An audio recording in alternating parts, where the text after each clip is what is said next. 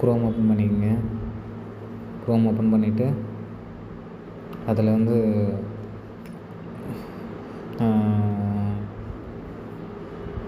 நீங்கள் EPFO member passbook அப்படின்னு வரும். இப்போ டைப் பண்ணுற பாருங்கள்.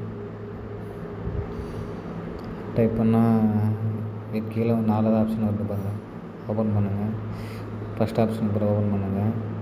ஓப்பன் பண்ணிங்கன்னா ஜூம் பண்ணுங்கள். ஜூம் பண்ணி ஃபஸ்ட்டு வந்து பார்த்தோன்னா யூஏஎன் நம்பர் போட்டுக்குங்க. யூஏஎன் நம்பர் போட்டாச்சு. அடுத்து பார்த்திங்கன்னா பாஸ்வேர்ட் ஆல்ரெடி நீங்கள் க்ரியேட் பண்ணி வச்சுருப்பீங்க. அந்த பாஸ்வேர்டை போட்டுக்குங்க. பாருங்கள், பாஸ்வேர்டு ஃபுல்லாக போட்டு முடிச்சாச்சு. கீழே கேப்ச்சா இருக்கும். அந்த கேப்ச்சா வந்து டைப் பண்ணிக்கோங்க.